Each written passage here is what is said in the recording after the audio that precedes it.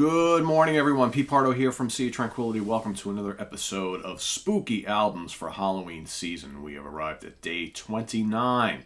Today we're going to take a look at an album from 1977 from a French progressive rock band called Pulsar. The album is entitled Halloween.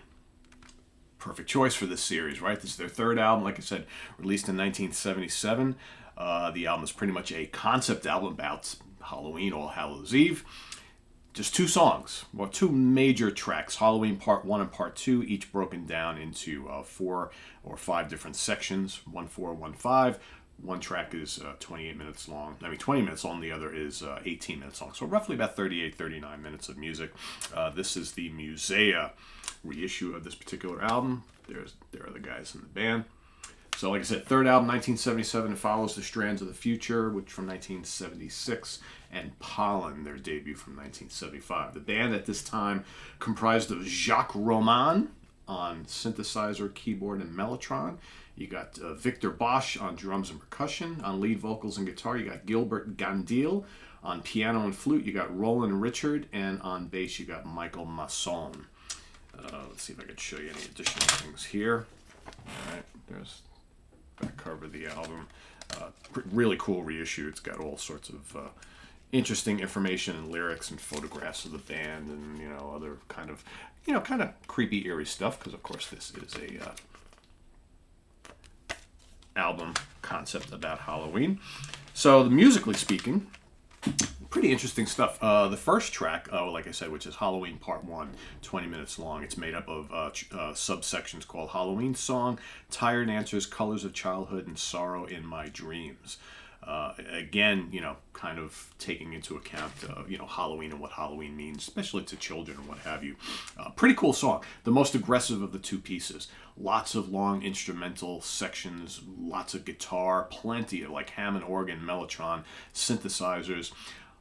Images of kind of like that similar period, maybe earlier Tangerine Dream mixed with some early King Crimson. Okay, so there's some dark, dissonant passages, some nice riffing, lots of guitar solos, great keyboard textures.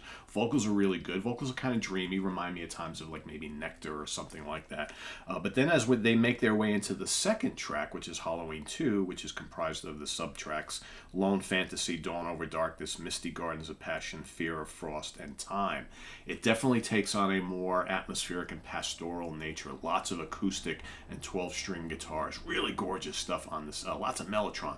The second track is very different from the first, and it's really lovely. Again, it is very possible and oftentimes happens, I don't know how often I need to say this, that darker music can be very beautiful, and sometimes haunting music is beautiful. We had people commenting on yesterday's video that's like, oh, Pete is promoting evil music and all this kind of stuff. It's like, and we need more positive things going on in the world. It's like, do you not watch the news? I don't watch the news because the news, quite frankly, is depressing. Music, to me, is not depressing.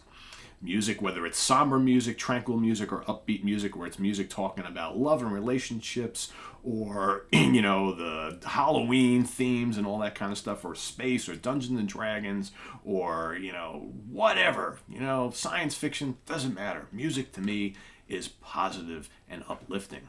And this, while the themes are all about this Halloween season, October, the coming of the fall, childhood memories, all that sort of thing, and even some of the more traditional things about All Hallows Eve, really cool music. The second track, like I said, very tranquil and pastoral. Lovely guitar textures, right? Think of like a Trespass era Genesis, right? Maybe a little bit more Tangerine and Dreams time with the keyboards and things like that. Little bits of the more acoustic and mellow King Crimson, that sort of thing. Just a gorgeous, gorgeous French prog album that is perfect for the fall season. Man, light up a candle, get your favorite glass of wine or whatever it is you like to drink, and just sit back and soak this in. Get a nice little warm blanket because the chill's coming in the air. That's what it's all about. Right? I mean, for crying out loud, can we stop about all this? Another guy made a comment on yesterday's video that I'm tired of this series, spooky albums. All he's talked about are death metal bands. What did I talk about? 2 the whole month? What are you watching? right? Is Alan Parsons Project a death metal band? Is Tangerine Dream a death metal band? Is Anglergard a death metal band? Or is Alice Cooper death metal? Is Black Sabbath death metal? Is Iron Maiden death metal? I can go on and on here. There's many more. Yeah, I talked about a black metal band yesterday. I talked about the band Death earlier in the month. I talked about Slayer once. I did Merciful Fate once. Celtic Frost. Did a lot of other stuff, right? It's just, I mean, come on, people. Anyway. Yeah, Pulsar, Halloween is my choice for today. Fantastic album. A lovely album, but still a kind of spooky and chilling album for Halloween season. There you have it. Visit us on the web at www.seaoftranquility.org. We're on Facebook, we're on Twitter, of course, we're here on YouTube all the damn time. Stay tuned. We got 2 more episodes of this before we move on to the next series for November, which will be the daily series will be. I'm going to announce it right now. How many days we got in November? I haven't even looked at that, so hold on. I'll tell you in a second here. We've got 30 days in November. So what you're going to get are, in my opinion, the 30 most important heavy albums of all time. Each day, a different entry. 30 albums, most important heavy albums in the history of hard rock and heavy metal. Okay, the albums that helped shape what we know as heavy music. I've got 30 of them, and each day will be another selection. I'm going to try and do them chronologically speaking. So we'll start from the beginning and move our way towards more recent times, but recent being, who knows, maybe 30 years ago, right? But they're gonna be chronological. So stay tuned on November 1st for my first choice, and visit us on the web at www.seaoftranquility.org. We're on Facebook, we're on Twitter, of course, we're here on YouTube all the damn time. Stay tuned. We got Martin Popoff coming up momentarily, so we got another fun topic for you, so stay tuned for that. And of course, album homework assignment this weekend on Sunday. We've got myself going up against Jamie Laszlo with Rick Labonte moderating. So that'll be happening on Sunday. So stay tuned for that and more. And we'll see you then. Take care. Bye-bye.